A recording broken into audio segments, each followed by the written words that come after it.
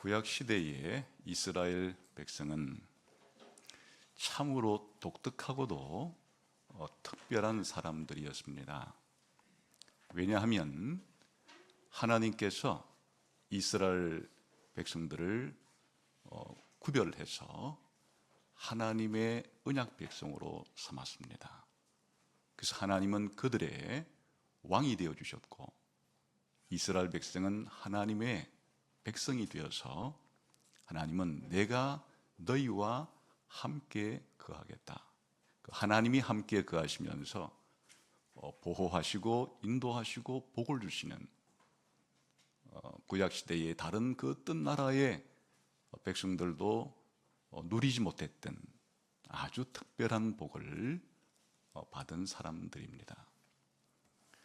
오늘 우리가 살펴보려고 하는 이 민수기는 하나님께서 이스라엘 백성과 함께 하시되, 특히 출애굽을 한 이후에 시내산부터 약속의 땅인 가나안 땅까지 갈 때 이 광야라고 하는 지역에서 어떻게 하나님이 그들과 함께 하시며 또 그들을 보호하시고 인도하셨는지에 대한, 또 이스라엘 백성이 하나님께 어떻게 반응했는지에 대한 그런 이야기를 담고 있는 그러한 성경책입니다. 하나님이 하나님의 백성과 함께 하고 계시는 것을 그림으로 그리게 되면은, 하나님은 이스라엘 백성의 한가운데 성막을 지켜 해서 그 성막은 하나님이 거하시는 집으로서 이스라엘 백성의 한 중심에 자리하고 계셨습니다. 그리고 이스라엘 백성은 각자 가족별로 텐트를 쳐서 이 성막을 중심으로 사각형으로 텐트를 친 다음에 동쪽으로 세 지파, 서쪽으로 세 지파, 남쪽으로 세 지파, 북쪽으로 세 지파, 이렇게 12지파가 이 성막을 둘러싸고 있는 형식으로 있었습니다. 그런데 그 사이에 레위인들과 제사장으로 구성된 사람들이 중앙에 있는 성막과 이스라엘 진영의 사이에 또 사각형으로 동서남북으로 진을 쳐서 이스라엘 백성과 함께 하시는 하나님의 모습이 3단계에 걸쳐서 동심원 구조를 구성하고 있는 것을 볼 수 있습니다. 제일 중앙에는 하나님이 계시고, 그 하나님을 중심으로 바깥에는 하나님과 사람을 연결시켜 주시는 레위인들과 제사장들이 살고, 그리고 제일 바깥층에는 이스라엘 백성이 살아가는 이런 모습으로 이스라엘 백성이 광야에서 머물 때 진영도 갖추고, 또 이동할 때도 이렇게 하나님이 중심이 되고, 제사장과 레위인이 그 바깥을 둘러싸고, 이스라엘 백성이 외곽을 형성하는 방식으로 하나님은 자신의 백성과 함께 하신다 하는 것을 마치 생생한 그림처럼 그렇게 보여주고 있습니다. 특히 그래서 이제 이 레위기 민수기 1장 2장에는 이스라엘 12지파가 어떻게 진영을 구성하는지를 설명해 주고, 또 이 민수기 3장과 4장에서는 레위 지파와 제사장이 이스라엘 진영보다 안쪽에서 어떻게 또한 진영을 구성하는지를 보여준 다음에, 이제 민수기 5장과 6장은 하나님이 이렇게 이스라엘 백성과 함께 사시기 때문에 무엇보다 이스라엘 백성은 정결함이, 깨끗함이 요구가 되었습니다. 거룩하신 하나님, 정결하신 하나님과 함께 교제하며 살기 위해서 갖추어야 할 것은 이스라엘 백성도 정결하고 거룩해야만 거룩하신 하나님과의 교제가 이루어질 수 있기 때문이죠. 그래서 6장 1절부터 이 3절까지 보게 되면은, 5장 1절부터 4절까지 보게 되면은 이스라엘 백성에서 온갖 부정한 자들을 진 밖으로 다 추방해라 하는 서론적인 이야기를 합니다. 예를 들면 모든 나병 환자, 유출증이 있는 자, 죽음으로 부정하게 된 자들을 모두 다 진영 밖으로 내보내라. 그러니까 부정한 자들은 이스라엘 공동체 안에, 하나님의 언약 백성 안에 머물 수가 없습니다. 부정한 자들은 모두 이스라엘 공동체 바깥으로 추방을 시켜서 하나님과 함께 살아가는 이스라엘 백성은 언제나 이 정결함을 유지해야 된다.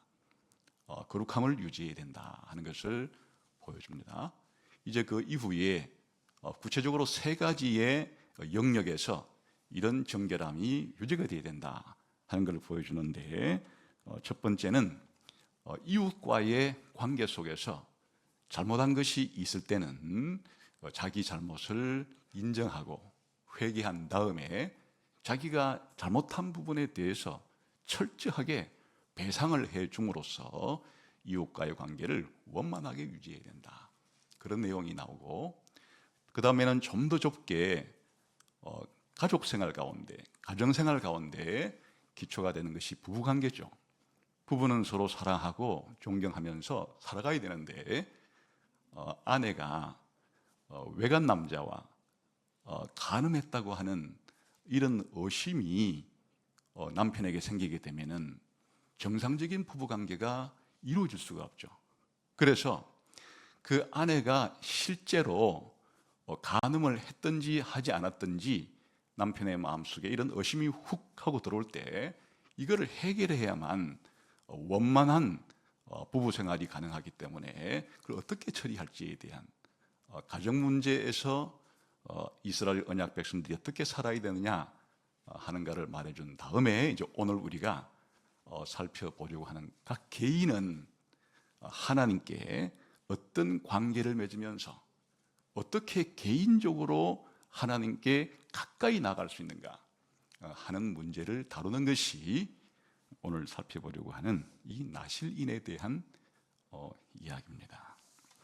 나실인 하면 사실 우리가 그렇게 구약 시대에 선지자라든지 제사장이라든지 왕과 같은 이런 특별한 직분에 있는 사람들만큼 주목을 하지 않고 성경을 읽기 때문에 이 나실린이라는 사람이 한번 성경을 읽을 때 나온 것 같기는 한데, 이 사람들이 어떤 사람이고 이 사람들이 어떤 삶을 살아가야 되는 사람들이며 또 이들의 의미가 무엇인가 하는 것을 잘 모를 때가 있죠. 그래서 오늘 읽은 본문은 이스라엘의 하나님의 백성 개개인이 하나님과 개인적으로 어떤 관계를 맺어야 하는가에 대한 가장 이상적인 관계를 나실인이라 하는 이런 사람으로 우리들에게 소개해주고 있는 겁니다. 그래서 그 내용 전체는 사실 6장 1절부터 6장 21절까지 나오는데요. 우리 한번 이 나실인이라는 사람이 어떤 사람인가 하는 것을 1, 2절을 보겠습니다. 같이 읽읍시다. 시작.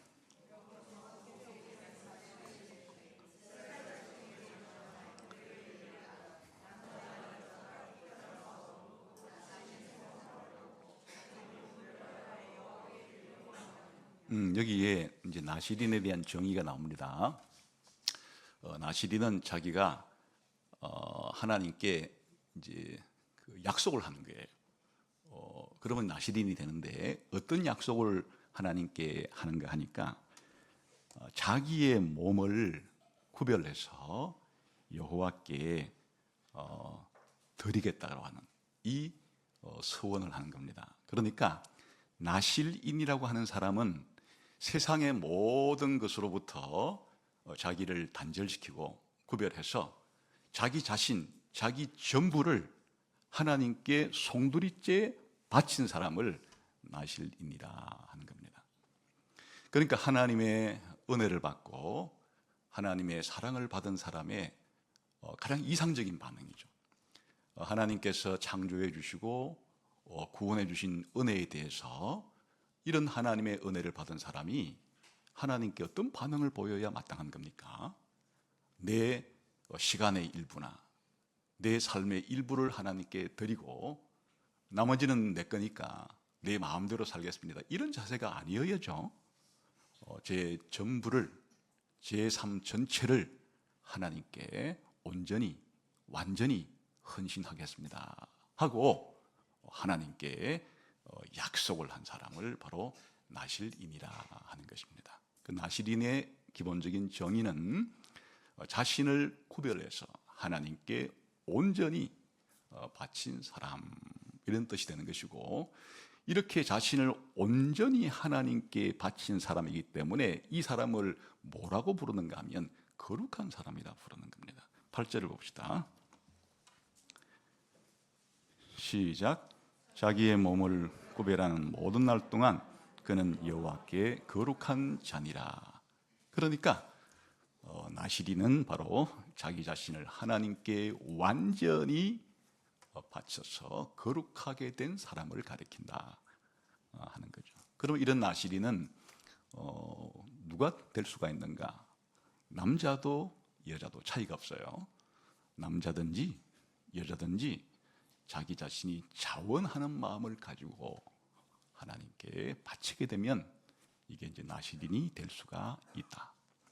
그런데 나실인 중에서는 두 종류가 있는데, 태어날 때부터 그냥 하나님께 나실인으로 바쳐가지고 평생을 나실인으로 살아야 되는 사람이 있었어요. 그게 이제 성경에서 삼손 같은 사람, 또 사무엘 같은 사람, 세례요한 같은 사람은 평생 나실인이네. 그러나 여기에 나오는 내용은 그런 평생 나실인이 아니고 일정 기간 동안만, 하나님 저는 1년간만 하나님께 제 삶 전체를 나실인으로 바치겠습니다. 그렇게 정하면 1년 동안만 나실인이 되는 거예요. 최소한 한 달 이상은 그렇게 하나님께 자기를 바치는 나실인 서원을 했고, 또 문헌상으로 보게 되면 7년까지도 그렇게 했다는 기록으로 봐서, 아무튼 이 기간은 자기가 정하는 겁니다. 자기가 일정 기간을 정해서 이 기간 동안에는 제가 하나님께 저 자신을 좀 더 온전히 완전히 바치고 싶습니다 하는 이런 것을 약속을 통해서 나실인이 될 수가 있다, 그런 겁니다. 그러면 이제 나실인이 되었어요. 그러면 뭔가 나실인이 되기 전과는 구별돼야 되겠죠. 나실인이 되고 난 이후의 삶은 나실인이 되기 이전의 삶과는 완전히 구별이 되는데, 나실인의 삶은 어떻게 살아야 되는가 하는 게 이제 3절부터 8절까지 나옵니다. 세 가지 금지사항이 있어요. 첫 번째 금지사항을 봅시다. 3, 4절 시작. 포도주와 독주를 멀리하며 포도주로 된 초나 독주로 된 초를 마시지 말며 포도즙도 마시지 말며 생포도나 끈포도도 먹지 말지니 자기 몸을 구별하는 모든 날 동안에는 포도나무 솟아는 씨나 껍질이라도 먹지 말라. 첫 번째가 금주 혹은 포도나무의 모든 소산을 먹어서는 안 된다 하는 이 금지 명령을 지키고 살아야 됩니다. 여기에 포도주는 일반적인 이스라엘 사회에서 술이에요. 여기 독주라 하게 되면은 보리를 가지고 만든다든지 해서 포도주보다는 좀 더 센 술을 가리켜요. 그 다음에 포도주로 된 독초나 독주로 된 초라는 것은 이제 발효를 시키게 되면은 그게 좀 신맛이 나죠. 그러니까 술이 완전히 되었을 때보다는 좀 농도가 얕아요. 그러니까 아주 순도가 농도가 좀 낮은 그런 이제 술을 포도주나 독주로 된 초라 이렇게 말을 하고, 그 다음에 포도즙이라는 것은 아예 발효조차도 안 된 거니까 더 농도가 낮겠죠. 아예 그냥 생포도 혹은 그걸 말린 건포도도 먹지 말라. 더 나아가서 아예 씨나 포도즙을 다 짜낸 껍질도 먹지 말라. 완전히 포도에 속한 것들은 먹지 말라 하는 게 이제 첫 번째 명령이에요. 그 기간 동안에는 이렇게 해서 안 된다는 뜻이에요. 두 번째 금지사항이 뭔지 5절 봅시다. 시작. 그 서원을 하고 구별하는 모든 날 동안은 삭도를 절대로 그의 머리에 대지 말 것이다.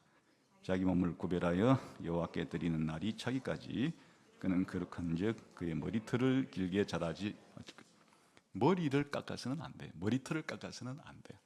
그냥 이 나실인의 서원 기간 동안에는 계속 머리가 길게 자라도록 내버려 두라. 그러니까 뭐 머리든 수염이든 아무튼 이 머리를 칼을 대지 말고 계속 자라게 내버려 두라. 이발을 하지 말란 얘기예요. 세 번째 6절 7절을 봅시다. 시작. 자기 몸을 구별하여 여호와께 드리는 모든 날 동안 시체를 가까이 하지 말 것이요 그의 부모 형제 자매가 죽은 때라도 그로 말미암아 몸을 더럽히지 말 것이. 이는 자기 몸을 구별하여 하나님께 드리는 표가 그의 머리에 있습니다. 세 번째 금지사항은 시체를 가까이 하면 안 된다. 심지어는 부모가 죽더라도, 자식이 죽더라도, 형제가 죽더라도 장례식에 참석하면 안 된다. 왜? 시체를 접근하면 안 되니까. 그 세 가지입니다. 첫 번째는 한마디로 말하면 술을 금하라. 두 번째는 머리를 깎지 말라. 세 번째는 시체를 접촉하지 말라 하는 게 나신일인으로 살아가는 동안에 해야 될 세 가지 사항이다. 이렇게 말을 하고 있죠. 그러면 이제 그 다음 문제는 이렇게 약속을 해서 잘 지키면 되는데 사람이 약속을 했다고 해서 다 잘 지킬 수 있는 것은 아니잖아요. 하나님께 제가 이렇게 이제 살겠습니다. 이런 약속을 했는데 자기가 부족하거나 인약해서 이런 나시린의 서약을 어기면, 약속을 깨면 어떻게 되는가 하는 거예요. 이제 그게 9절부터 12절까지 기록이 되어 있습니다. 자, 한번 읽어봅시다. 시작. 누가 갑자기 그 곁에서 죽어서 스스로 구별한 자의 머리를 더럽히면 그의 몸을 정결하게 하는 날에 머리를 밀 것이니 곧 일곱째 날에 밀 것이며 여덟째 날에 산비둘기 2마리나 지푸들기 새끼 2마리를 가지고 회막문에 와서 제사장에게 줄 것이고 제사장은 그 하나를 속죄제물로 하나를 번제물로 드려서 그의 시체로 말미암아 얻은 죄를 속하고 또 그는 그날에 그의 머리를 성결하게 할 것이며 자기 몸을 구별하여 여호와께 드릴 날을 새로 정하고 1년 된 수당을 가져다가 속건 제물로 드릴지니라. 자기 몸을 구별한 때에 그의 몸을 더럽혔은즉 지나간 기간은 무효니라. 약속을 어기게 되면은 넌 끝장이다 이렇게 하지 않고 하나님께서 다시 시작할 수 있는 기회를 줘요. 그래서 어떻게 하는가 하면 약속을 어기고 난 다음에 이제 하나님께 자기가 새롭게 하고 싶으면 7일 동안 기다렸다가 7일째에 지금까지 길렀던 머리를 다 깎아요. 그리고 8일째에는 제물을 드려요. 여기 보니까 기본적으로 속죄제물도 드리고 번제물도 드리고 이렇게 해서 8일째에 제사를 드리면 이제 하나님이 다시 시작할 수 있는 기회를 제공해 주는 거예요. 그러나 지금까지 했던 기간은 무효예요. 내가 하나님께 1년 동안 나시린으로 이렇게 제 자신을 하나님께 헌신하면서 살겠습니다 했는데 6개월 만에 아까 말한 대로 포도주를 마시거나 혹은 이렇게 시체를 접촉하거나 이렇게 서약을 깨게 되면 그냥 지금까지 한 건 그냥 무효로 돌아가는 거예요. 그러나 너는 이 어겼으니까 영원히 기회를 안 준다, 기회 박탈이다, 이건 아니고 다시금 나신으로 살 수 있는 기회를 주는데 그렇게 하기 위해서는 7일째에 그동안 길렀던 머리도 깎고 또 8일째에는 하나님께 제사를 드려서 새롭게 자기 자신을 이제 헌신함으로써 새 출발을 할 수 있게 해준다 하는 게 지금 그 내용이죠. 그러면 자기가 정한 기간 동안에 약속을 어기지 않고 완전하게 다 지켰으면 어떻게 되는가 해서 이제 나시린의 이 기간을 다 완수하고 난 사람은 어떻게 해야 되는가 하는 것이 13절부터 이제 기록이 되어 있습니다. 우리 한번 같이 볼까요? 13절 읽어봅시다. 시작.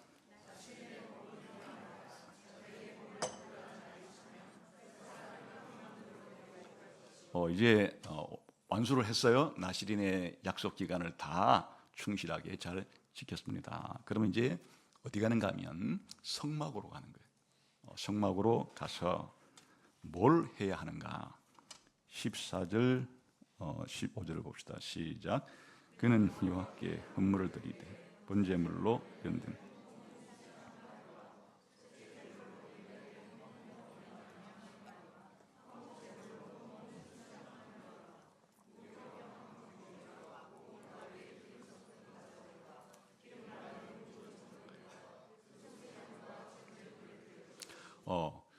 엄청난 제물을 드려요. 그러니까 이스라엘의 5대 제사법이 있는데 속건제를 제외한 나머지 모든 제물을 드려요.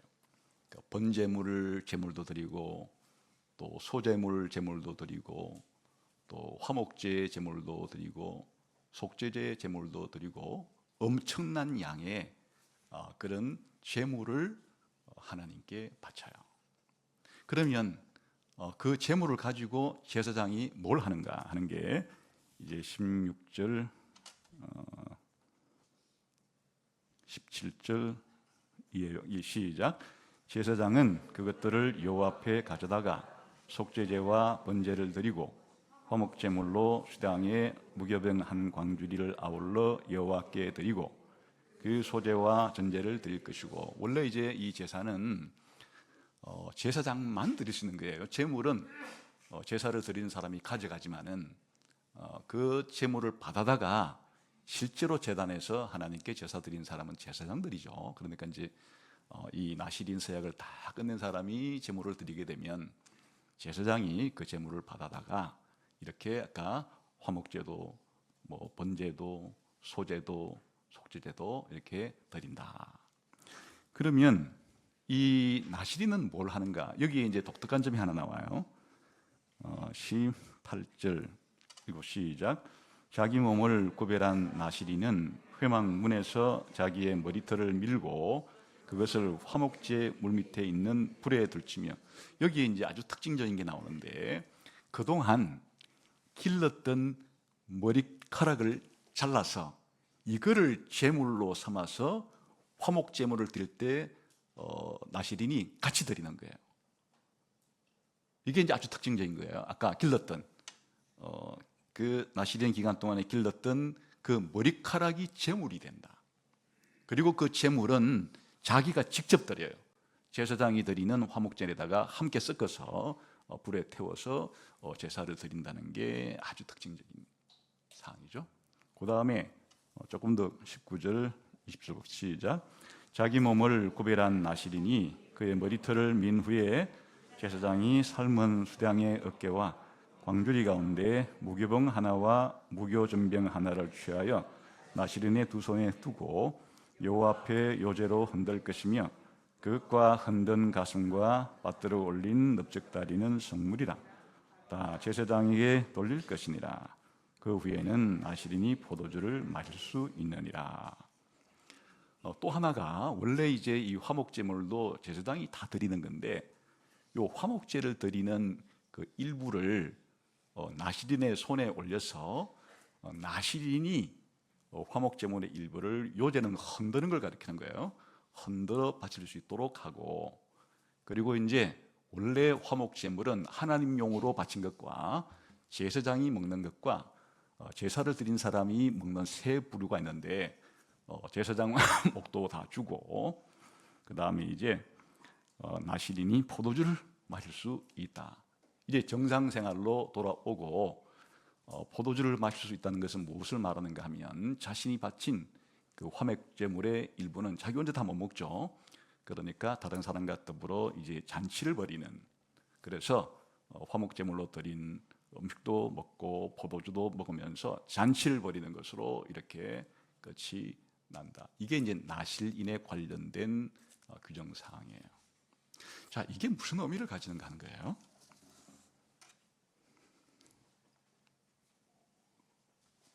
첫 번째, 나실인의 의미는 무엇인가 하면 원래는 이렇게 자기 자신을 하나님께 온전히 바쳐서 하나님께 가장 가까이 갈 수 있는 사람은 이스라엘에서 원래 정해졌어요. 그게 누구죠? 그게 바로 제사장이에요. 일반 이스라엘 사람들과는 달리 하나님께서 한 지파를 뽑아가지고 레위 지파를 뽑아서 이 하나님께 더 가까이 자기를 바쳐서 하나님이 계신 성막으로 다가올 수 있도록, 그래서 이 성막에서 하나님을 섬기는 일을, 자기 자신을 헌신하는 일을 할 수 있는 사람은 이렇게 제한적이었어요. 거기다가 레위인들은 그냥 성막에 있는 일만 할 뿐이지 실제로 제사를 드려서 성막 안까지 들어갈 수 있는 사람들은 제사장밖에 없고, 심지어 일반 제사장은 성소까지밖에는 못 들어가고 1년에 한 차례 대제사장만 하나님의 언약궤가 있는 지성소로 들어가서 여호와의 영광의 얼굴빛을 볼 수 있는 그러한 아주 특수한 사람에게만 자기 자신을 하나님께 헌신해서 하나님께 가까이 가서 하나님과 교제할 수 있는 이런 특권을 베풀었는데, 나시리는 일반 이스라엘 백성들이 누구든지 자원하는 마음만 있으면 자기가 나실인으로 서약한 기간 동안에는 누구처럼 되는 거니까 바로 제사장처럼 되고 심지어는 대제사장처럼 될 수 있는 기회를 제공해 주는 거예요. 엄청난 일인 거죠. 파격적인 일이에요. 사실 이스라엘 사회에서는 엄청난 일인 거예요.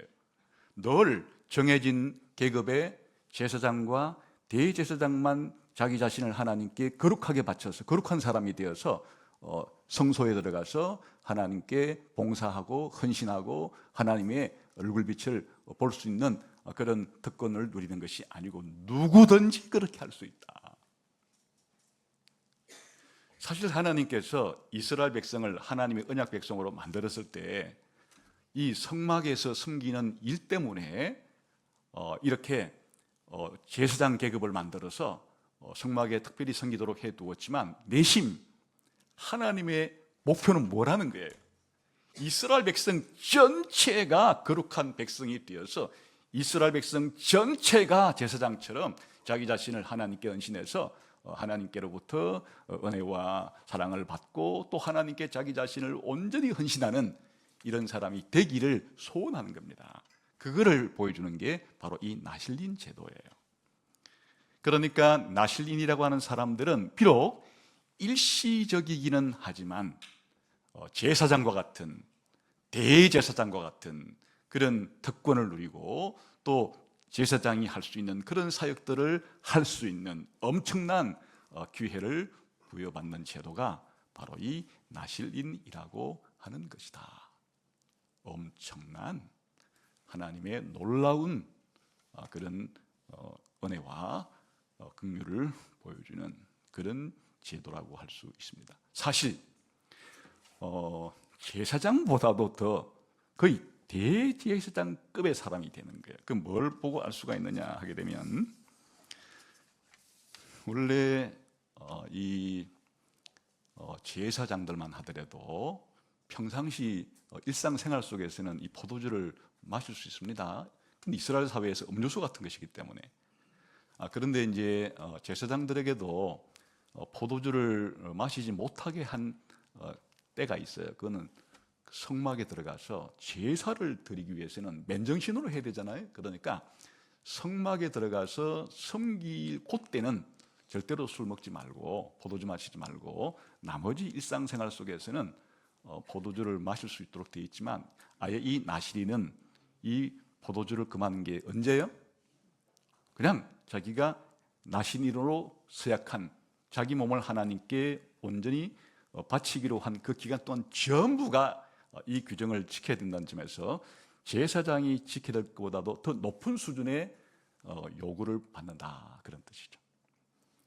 그리고 이 나시린의 머리를 깎지 말라 한 것 자체가 무엇과 비교되는 것인가 하면, 대제사장이라고 하는 사람이 일반 제사장들보다도 딱 복장을 착용했을 때 무엇이 큰 차이가 되는가 하면, 대제사장의 머리에는 대제사장의 모자가 있어요. 이 대제사장의 관모에 여호와께 성결이라고 하는 구절을 해서 여호와께 완전히 자기를 바치는 사람으로서 구별된 특징이 대제사장의 이 모자에 있는 겁니다. 그게 이 나시린의 머리를 깎지 않는 것에 비견되는 것이에요. 영광스러운 직분, 거룩한 직분, 이 머리가 대제사장의 관모에 해당이 되는 것이다. 쉽게 말하면 일반 왕들로 말하면 왕관에 해당되는 것이 바로 이 나시린의 머리에 해당이 된다, 그런 것이고, 또 이 시체를 접촉하지 말라 했을 때 기본적으로 제사장들은 일반 백성들의 이 장례식에는 참석을 못하지만 그래도 부모, 형제의 이 장례식에는 참석할 수 있도록 허락을 해줬어요. 근데 대제사장에게는 부모이든 자식이든 형제자매든 절대로 이 시체에 접촉해서는 안 된다. 쉽게 말하면 장례식에 참석하지 말라는 명령을 내렸는데, 지금 나시린에게 부모나 형제에게 죽은 그 장례식에도 가지 말라는 것은 어느 수준으로 지금 요구하고 있는 거예요? 대제사장 수준으로 요구하고 있는 것이에요. 그래서 일반, 오늘날로 말하면 일반 성도들이, 구약시대의 일반 백성들이 대제사장급으로 하나님 앞에 인정을 받고 또 대제사장급으로 그렇게 자기 자신을 헌신하면서 하나님께 가까이 갈 수 있는 길을 열어준 것이 바로 이 나시린 제도이고, 나시린은 그런 사람이다 하는 것이에요.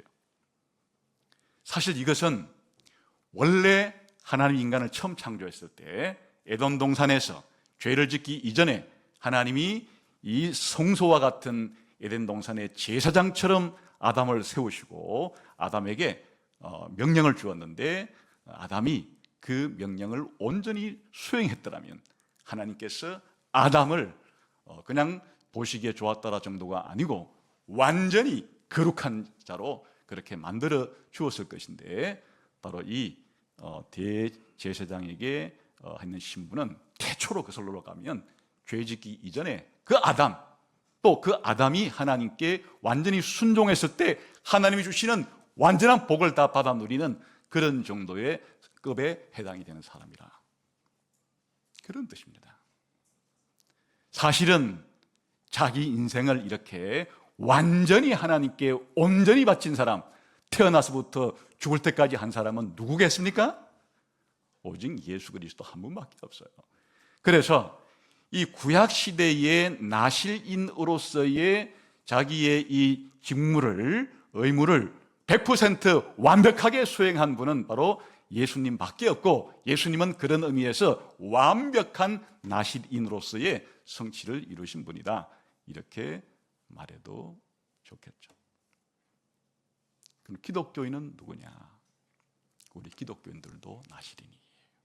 예수님을 믿는 순간에 예수님과 함께 연합이 되어서 하나님은 예수 믿는 여러분 신자 한 사람 한 사람을 마치 구약시대와 비교해 보자면 여러분 한 사람 한 사람을 모두 제사장으로 만들어준 것처럼 했는데, 다른 말로 말하면 여러분 모두를 나시린처럼 하나님이 만들어 주었다 하는 것과도 같은 것이, 그러니까 오늘날 신약시대에 사는 우리가 나시린이다.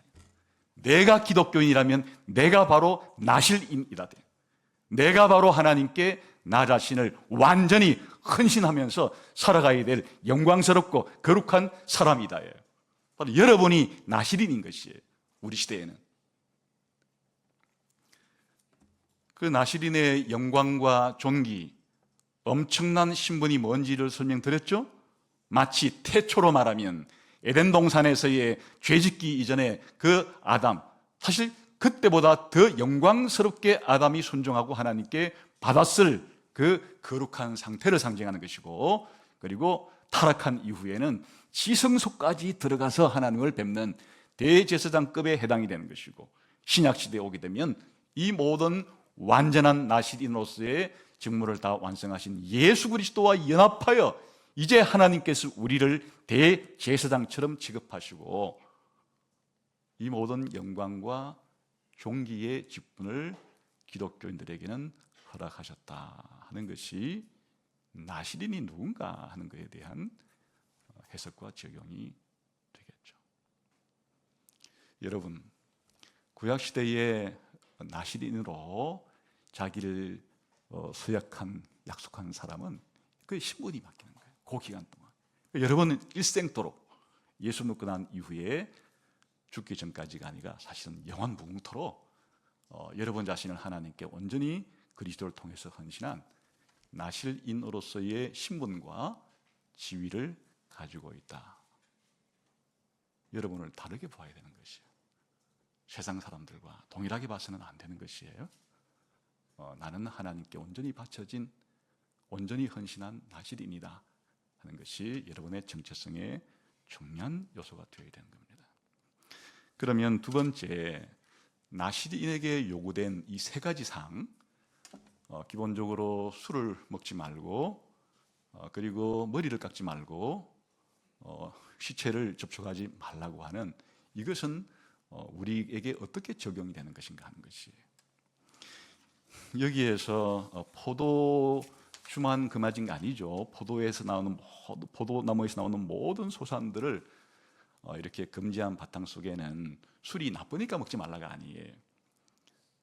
여러분의 상식과는 반대로 술은 아주 이때는 좋은 거로 쓰이는 거예요. 술이 좋다니, 그 술 먹지 마는 게 술이 악이 아닙니까? 이렇게 생각할지 모르겠지만, 술을 취해서 인사불성이 되는 게 이제 문제라는 거고, 술 자체라고 하는 포도 열매에서 나오는 이것은 사람에게 기쁨을 주는 거예요.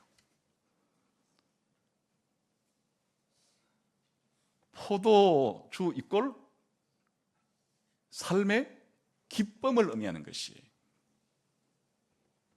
고개를 갸우뚱갸우뚱한 사람도 있는데, 시편 104편 15절에 보게 되면 하나님이 사람들에게 풍성한 먹을거리를 주는데 사람의 마음을 기쁘게 하는 포도주와 사람의 얼굴을 윤택하게 하는 기름과 사람의 마음을 힘있게 하는 양식을 주셨도다. 양식은 우리가 먹고 활동할 수 있도록 힘을 줄 수 있도록 하는 것이니까 기본적인 필수 음식이죠. 그런데 포도주는 안 마셔도 우리가 매일 아침부터 저녁까지 일어나서 활동하고 힘있게 살아가는데 아무 지장이 없어요. 그런데 왜 포도주를 선물로 주었는가? 지금 술을 많이 먹어본 듯한 얼굴들은 지금 화색이 도는 것 같아요. 이게 술을 마시면 굉장히 사람을 즐겁게 하고 기쁘게 하는. 그래서 잔치 때 예수님께서 최초로 기적을 행하신 잔치가 뭐였어요? 이스라엘의 결혼식에는 그 기쁨과 즐거움을 표현할 때 그냥 음식만 나와서는 그 기쁨과 즐거움이 표현이 안 되겠죠. 그 포도주를 함께 마시면서 기쁨과 즐거움을 표현해야 되는데 이 잔치에, 결혼식 잔치에 포도주가 떨어졌으니 얼마나 낭패예요. 그래 예수님께서 물을 가지고 포도주로 만든 첫 번째 기적을 행사한 것이 바로 이때 포도주는 바로 우리의 인생의 기쁨, 인생의 즐거움, 하나님이 주신 이 땅에서 살만한 하나님이 주신 이 땅의 온갖 기쁨과 즐거움을 대표적으로 상징하는 것이에요. 그러니까 여기에서 이 하나님께 자기 자신을 온전히 헌신한 사람에게 이런 걸 그 말한 얘기는 뭐예요? 근데 정상적으로 하나님이 우리 인간의 삶에 기쁨의 요소로, 즐거움의 요소로 그런 준 것까지도 사실은 나시린으로서의 삶을 살기 위해서는 자기 스스로 절제하는 것이에요. 포도주를 마시는 것 자체가 이스라엘 사회에서는 이게 일단 정당한 것이에요. 아까 말한 기쁨을 위해서. 물론 여기 한 걸음 더 나아가서 술을 취하는 것은 이제 문제가 되죠. 그러나 이 포도주를 마시는 것 자체는 하나님이 주신 이 세상에서의 기쁨과 즐거움과 일반 은총의 중요한 것들을 상징하는 것들인데, 하나님께 자기를 완전히 바칠 때는 사실 내가 정상적으로 정당하게 누릴 수 있는 이 세상의 기쁨과 쾌락과 이런 것조차도 내가 절제를 하고 나 자신을 하나님께 더 온전히 바치겠다, 이런 의미로 절제하는 겁니다. 사실 말하면 우리가 이 땅에 살아갈 때 이 세상에서 이걸 확장시키게 되면 뭐 포도주만이 아니라 그것이 음식이든 의복이든 집이든 또 우리가 하나님이 주시는 일반적인 은혜가 있어서 우리가 감사하면서 살아가잖아요. 그런데 내 기쁨과 즐거움은 그냥 하나님이 주시는 좋은 음식, 좋은 옷, 좋은 집, 그냥 좋은 차, 이 세상에서의 이런 부귀와 영화를 누리는 이런 것보다 내 기쁨과 내 즐거움은 하나님 자신에게 더 있기 때문에 내가 하나님의 은혜를 받고 내가 하나님께 감사를 표현하고 하나님과 교제하는 이 기쁨은 그냥 세상에서 하나님 주신 일반적인 기쁨과는 비교할 수 없는 기쁨이라고 하는 이런 삶의 자세를 의미하는 거죠. 우리가 정상적으로 필요할 때 옷을 입고 음식을 먹고 집을 구비하고 혹은 자동차를 타고 또 일반적으로 다른 사람과 함께 이 땅에서 정치활동을 하고 경제활동을 하고 사회, 문화, 예술활동을 하는 게 자체는 하나님 주신 선물이에요. 사실 그런 것들을 하면 다 우리가 기쁘죠. 맛난 음식을 먹을 때도 기쁘고 좋은 옷을 입을 때도 기쁘고 또 다른 사람과 더불어서 문화적인 활동을 할 때도 기쁜데 이런 기쁨을 하나님과 교제할 때 누리는 기쁨과 비교하면 아무것도 아니기 때문에 내가 하나님과 더 친밀한 기쁨과 즐거움의 교제를 누리기 위해서는 한시적으로는 이런 것까지도 내가 절제하면서 하나님께 나아갈 수 있는 이렇게 나 자신을 헌신하겠다. 그것이 금식이 될 수도 있고 요즘 같으면 우리가 사용하는 핸드폰을 이 시간 줄여서 더 하나님께 집중하는 삶을 살기 위해서 기도하는 시간을 확보하기 위해서 쓰는 것일 수도 있고 우리가 매일 매 시간 우리 땅에서 살아가지만은 이 주일날은 하나님께 예배하는 시간을 위해서 다른 데 쓰지 않고 내 시간을 절제해서 하나님께 드릴 수 있는 것이 될 수도 있는 것이고 이런 걸 가리키는 것이에요.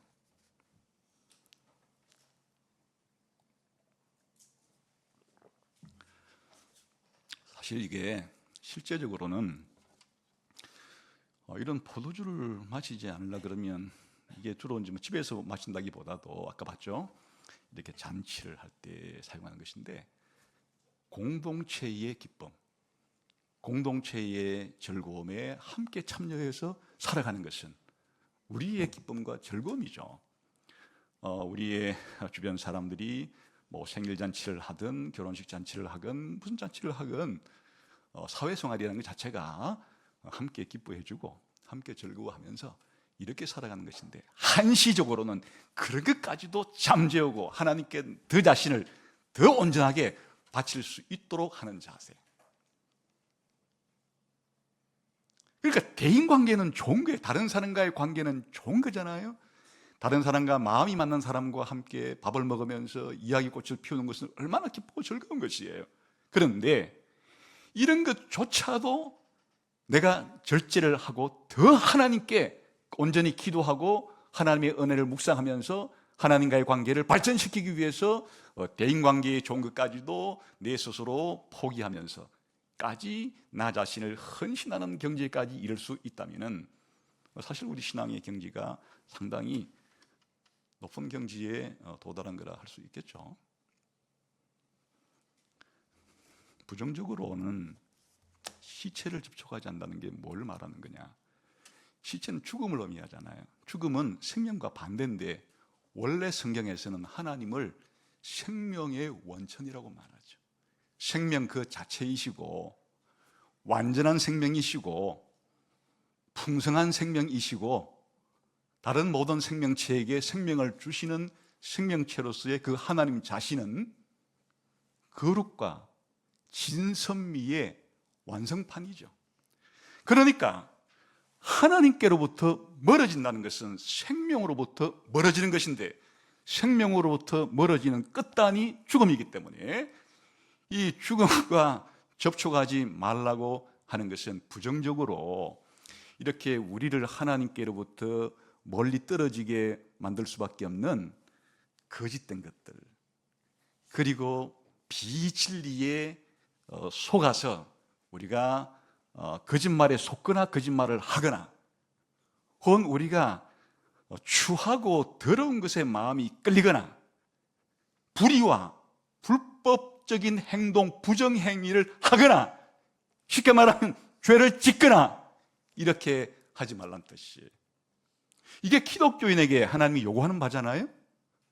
온갖 거짓으로부터의 구별, 온갖 추잡하고 더러운 것으로부터의 구별, 온갖 불의와 불법과 부정행위로부터의 구별을 하나님께서 요구하시는 거죠. 그러니까 우리 기독교인들이 이 세상에서 살아갈 때 이 시체를 접촉하지 말라는 것은 단순히 장례식에 참석하지 말라는 얘기가 아니겠죠. 지금 이 얘기 자체가 이렇게 하나님의 생명으로부터 멀어지는 죽음의 영역에 속한 이 온갖 종류의 거짓과 불법과 이 더러운 죄로부터의 우리의 삶을 구별해서 더 진실하게, 더 아름답게, 더 온전하게 우리의 삶을 살아가게 되는 것을 우리가 하나님께 헌신한다, 이렇게 할 수 있는 것이겠죠. 사실은 이 나시린의 삶 속에서 가장 하이라이트는 그 중간에 있는 거예요. 그 중간에 있는 게 머리를 자르지 말라 하는 것인데, 이 머리나까지는 대제사장의 관모를 상징하는 거룩한 신분을 상징하는 것이기도 하겠거니와, 사실은 머리는 우리의 인체를 대표하는 성격을 가져요. 우리가 사람들을 세린다 그럴 때 우리나라 말도 그냥 머릿수를 세려 이렇게 표현하기도 하잖아요. 혹은 옛날 전쟁을 치를 때 적군들을 무찌르고 난 다음에 몇 명의 적군들을 무찌르나 할 때 수급을 가져가잖아요. 그 머리 자체가 그런 기능을 하듯이 이 머리카락 자체가 인생 자체를 대표하는 상징이 있는 것이에요. 그래서 이 머리카락을 자르지 않고 계속 그렇게 기른다 하는 것은 내 매일매일의 내 삶을 하나님께 바친다는 것에 대한 가장 중요한 상징이 될 수 있어요. 그러니까 머리카락은 매일매일 자르잖아요. 그렇듯이 우리의 행동도 매일매일 우리 행동을 하게 되는데, 우리의 매일매일 하는 행동들이 하나님의 말씀에 온전히 순종하고 내 매일매일의 내 삶이 하나님께 온전히 헌신하는 것을 상징하는 것으로 사용이 된다, 그런 것이에요. 그래서 신약 성경에 오게 되면은 사실 머리는 주권을 상징하기도 하는데, 고린도 교회에서 여인들이 예배를 드릴 때 머리에 쓰고 예배를 드리라. 그건 여자의 머리가 남자란 뜻이고, 또 남자의 머리는 그리스도란 뜻이고, 그리스도의 머리는 하나님이란 표시를 그 머리에 두는 것이에요. 그러니까 이 머리카락을 온전하게 자르지 말고 기르라 하는 의미 속에 하나님의 주권 하에서, 그리스도의 주권 하에서 자기의 삶을 온전히 매일매일 순종하고 헌신하는 것을 상징하는 게 머리를 자르지 말라는 의미예요. 그러니까 나시린의 삶은 가장 부정적으로 보게 되면 우리가 시체를 접촉하지 않아야 되는 것이 표현하듯이 온갖 거짓과 불의와 불법과 잘못된 죄로부터 우리 자신을 구별해서 그런 삶을 살아서는 안 된다는 뜻이고, 두 번째는 하나님이 허락하신 정상적인 것들, 우리가 이 땅을 살아갈 때 비록 타락한 이후의 삶이기는 해도 하나님이 일반 은혜로 주신 좋은 것들조차도 내가 필요하다면 스스로 절제해서라도 하나님께 더 가까이 나아가고자 하는 통로로 사용할 수 있다는 뜻이고, 가장 적극적이고 긍정적인 의미는 하나님의 주대심 아래서 나의 모든 일거수일투족과 나의 모든 은행심사와 나의 모든 삶이 하나님의 말씀에 순복하면서 하나님께 헌신한다고 하는 것을 가리키는 것이니까 가장 이상적인 삶이라 이렇게 할 수가 있겠죠. 이걸 시편 1편에 복 있는 사람으로서 치환하게 되면 바로 이 나시린은 시편 1편에 나오는 복 있는 사람과 같아서 악인의 꾀를 따르지 않고 죄인의 길에 서지 않고 교만한 자리에 앉지 않고 오히려 여호와의 율법을 즐거워하면서 여호와의 말씀에 순종하면서 여호와 하나님과의 관계를 발전시키기를 즐거워하는 사람의 모습이 더 구체적으로는 나시린의 세 가지 금지사항 속에서 담겨 있다, 이렇게 봐도 되는 것이에요. 요즘 말로 바꾸면 비록 하나님께서 주신 좋은 것이지만은 필요하다면 절제를 해서라도 하나님과 더 가까이 가고자 하는 내 삶을 살아가겠다는 자세, 그리고 온갖 부정적인 것으로부터 나 자신을 구별하겠다는 각오, 그리고 적극적으로 내 자신을 온전히 하나님께 다 바치고 싶다고 하는 이런 헌신의 열망이 나시린의 삶 속에서 구현되어야 할 그런 삶이다 하는 것이에요. 그러면은 이 나시린이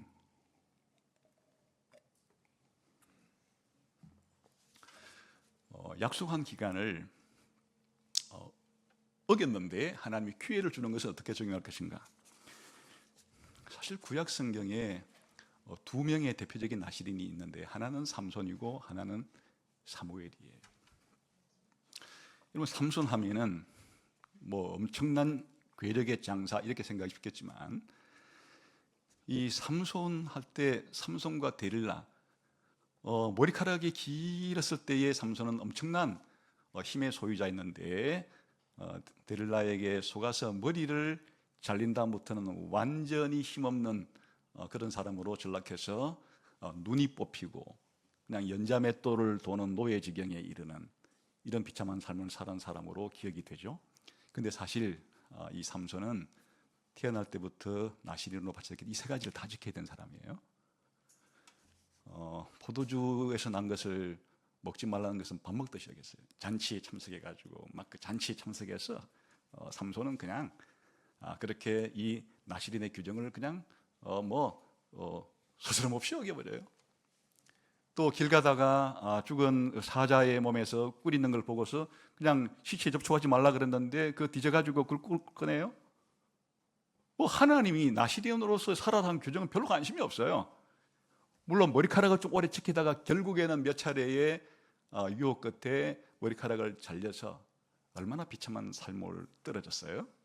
눈이 다 뽑히고 그냥 소에게나 짊어져야 될 그 연자맷돌을 메고 그걸 굴리는 그런 비참한 지경까지 이르렀잖아요. 그러나 놀랍게도 성경은 이렇게 삼손의 부정적인 면도 많이 그리지만 그의 머리가 자라남으로써 마지막 삼손은 회개하고 빛나는 인생으로 끝을 맺어요.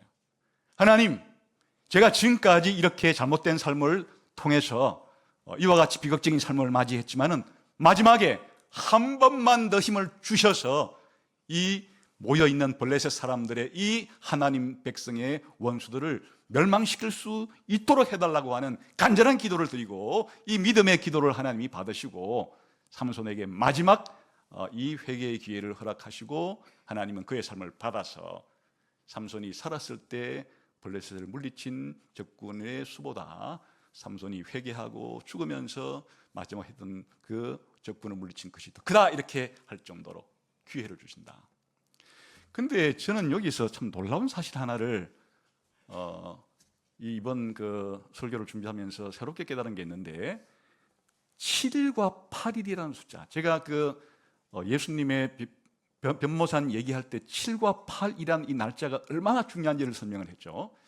7은 구약시대의 안식일을 의미하는 숫자고 8은 오늘날 이 신약시대 주일 새로운 안식일의 의미로서의 8일인데 실패를 한 사람에게 며칠째 자기 머리를 밀게 했어요?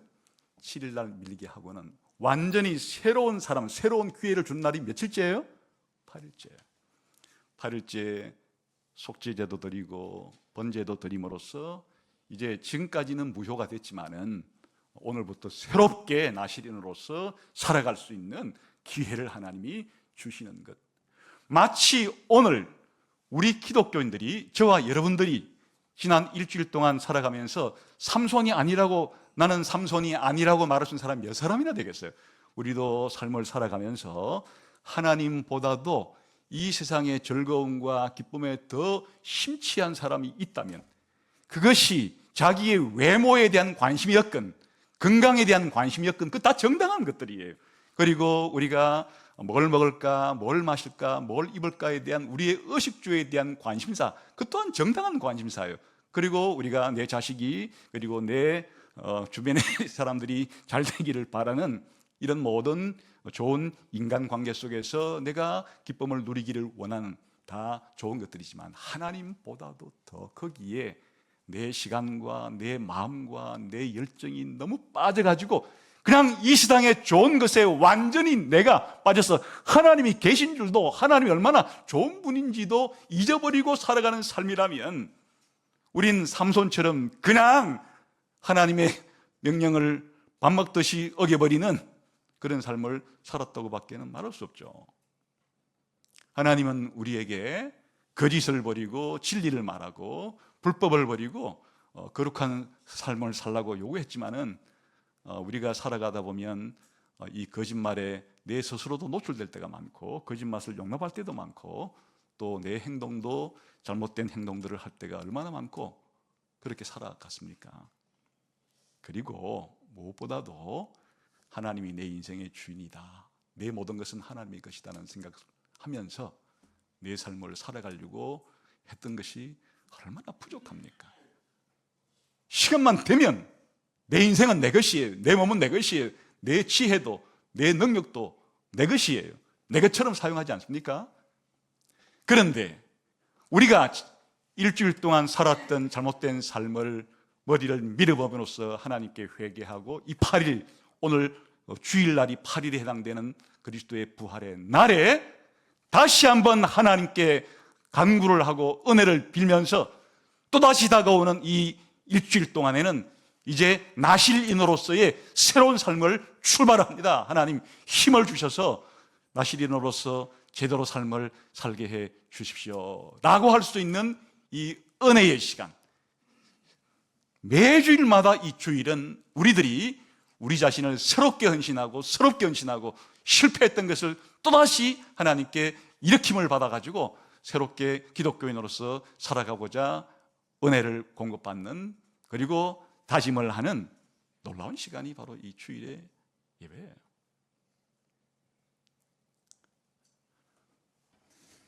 더 나아가서 나실인이 자신의 그 서약을 완전히 지키고 났을 때에 보게 되면은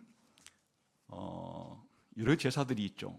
제사들이 있는 가운데 특히 이 소제를 드릴 때는 포도주도 드리고, 전제를 드릴 때는 포도주를 드리는 거고, 소제를 드릴 때는 밀이나 보리를 가지고 제사를 드리는 거예요. 그러니까 이제 이 나실인의 삶이 사실은 본격적으로 시작되는 것은 가나안 땅에 들어가서죠. 보리를 수확하고 밀을 수확하고 포도를 수확해서 밀과 보리로 된 제사를 드리고 포도주로 된 제사를 드리는 것은 사실은 가나안 땅에 가서 이루어질 일이에요.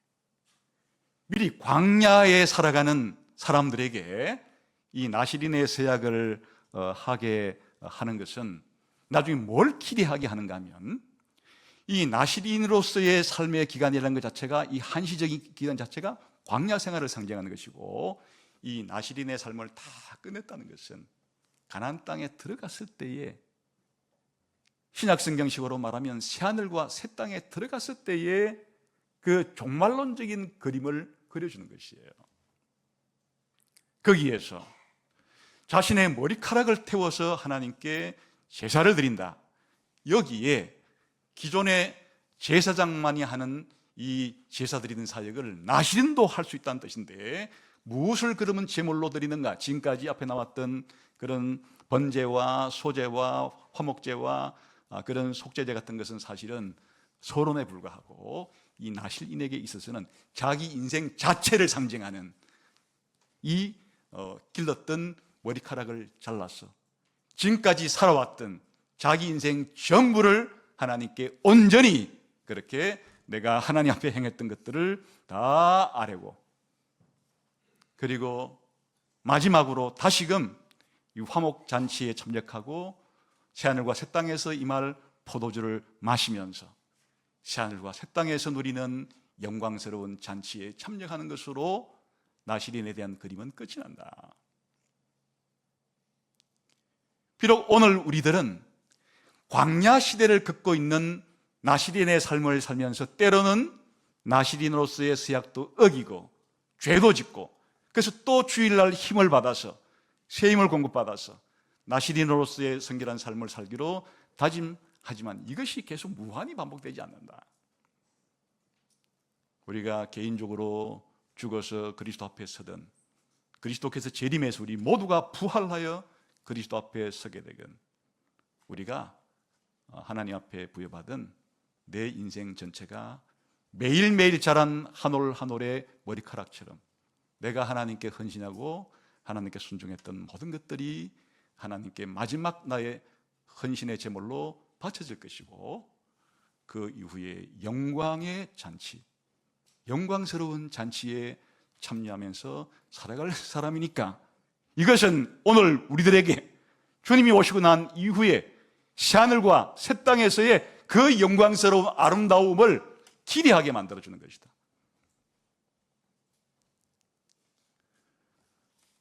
오늘 사실은 하나님께서 자신의 언약 백성인 이스라엘 사람에게 기대했던 모든 것이 나시린의 삶 속에 다 들어있어요. 하나님은 대제사장을 뽑아서 에덴 동산에 추방되었던 인간들이 어떻게 다시 에덴 동산을 상징하는 지성소로에 들어올 수 있는 길을 가질 수 있는가를 대표로 보여주었지만, 사실은 구약시대 때는 대제사장 한 사람이었지만은 정말 하나님이 원하신 것은 하나님의 언약 백성 전부가 다 이 대제사장 같은 영광스러운 직비, 영광스러운 직분을 가지고 또한 하나님께 가까이 나와서 하나님께로부터 복을 받는 이런 삶을 다 살기를 원하신다는 것을 구약시대의 나시린에 관한 규례를 통해서 우리들에게 보여주고 있다. 나는 우리 시대의 나시린이다. 이런 여러분의 정체성과 나시린으로서 해야 될 일들과, 또 여러분이 나시린으로서 해야 되는 일들을 잘못했을 때 매주일마다 하나님께 회개하고 새 은혜를 공급받고, 더 나아가서 새하늘과 새 땅이 이 땅에 이루어졌을 때 내 모든 인생을 총정리하고 그리고 내 삶이 완성이 되어서 영원한 천국 잔치에 참여하고 있을 여러분의 미래까지 머릿속으로 그림을 그리면서 나는 나시린이다 하는 여러분의 정체성과 직분을 잘 삶 속에서 펼쳐가시는 여러분 되시기를 주님의 이름으로 축원합니다. 기도하겠습니다.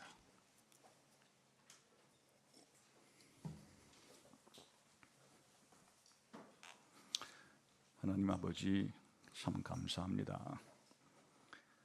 우리 모두에게 예수님을 통해서 이렇게 나시린의 복을 허락해 주셨는데, 나시린으로서의 삶의 자세를 가지고 이 땅을 살아갈 수 있는 저희 모두가 되게 해 주옵소서. 예수님 이름으로 기도하옵나이다. 아멘.